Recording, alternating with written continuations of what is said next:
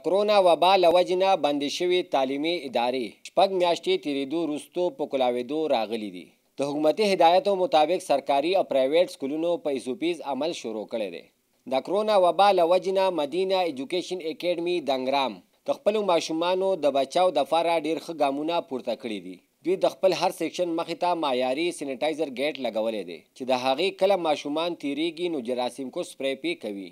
ټولو ماشومانو ماسک لګولی وي او د ماسک نه بغیر یو ماشوم هم سکول ته نه راځي. په کلاسونو کې د ماشومانو په منځ کې د 3 نه تر 4 فوټه پورې فاصله ساتلې شوې ده. د لاسونو وینځلو دپاره د اوبو ټینکۍ لګېدلي دي چې طالب علمان څو واره لاسونه وینځي او د صابون موجودګي هم یقیني ده. هر سهار د ماشومانو په لاسونو سینیټایزر لګولو سره سره د دوی ټمپریچر هم چیک کیږي. که چېرې دا قسم اقدامات وي نو انشاءالله چې مدینه ایجوکیشن اکیډمي دنګرام ماشومان به د بیمارۍ د اثراتو نه بغیر خپل تعلیم جاري وساتي. په دې حوالې سره د مدینه ایجوکیشن اکیډمي ډایرکټر پاسون نیوز سره د خبرو ترو په وخت ووی کله چې په 13 مارچ باندې کرونا وبا د وجې نه زموږ د سکولونه بند شو نو زموږ تعلیمي سرګرمیانې ټولې معطل شوې.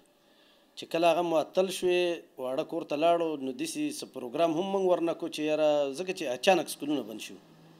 د هغې نه بیا داسې چل وشو چې ډېر زیات نقصان د هغې نه وشو. د وړو کې ډسپلین ختم شو. دغه 6 میاشتې تقریبا دا تعطل وچلېد د سکولونو د بندېدو ده.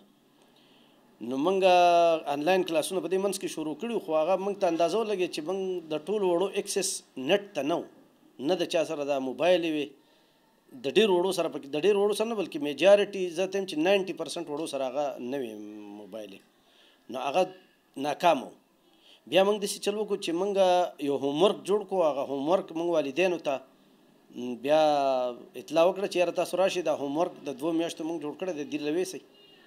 هغه هومورک ډېرو والدینو پکې هومورک هم یې نه وړو.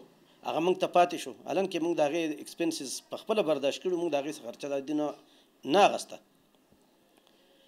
بیا اوس 6 میاشتې سکول بند شو. بیا ګورمنټ ری اوپن کو د 6 نه واله د 10 پورې. اول یې 9 10 کولاو کړو هایر کلاسزونه او بیا پسې میډل کولاو کړو.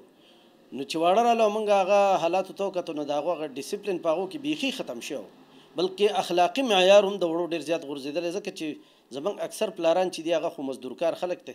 هغه ځي مزدورۍ ده او کور کې واړه ماشومان چې دي د هغو د نګرانۍ د څوک نه نو هغه ډېر زیات خراب شوي دي.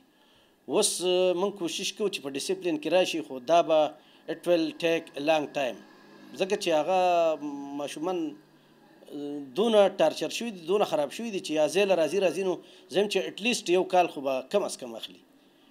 نو بس خدای پاک ته به سوال کوو چې یاره د کرونا بل موږ اوس په دې سکول کې چې کوم ګورمنټ اعلان وکړو نو موږ د هغې ګورمنټ د هدایتو مطابق بلکې د هغو د هدایتو نه زیات موږ انتظامات وکړو. سینیټایزر ګیټونه یې ولګول. وړو ته سینیټیشن کوو سپری پې کېږي جراثیم کش. په کمرو کې د کلورینو او د دې سپری کېږي. په هره 3 ورځ په کلورینو انځلی کېږي. نو هغه موږ چې لکه کله ماشومان راځي نو سپری ورته هم لاسو ته کېږي سینیټایزر هغه غلاس او ټینکۍ ورته لګولي دي.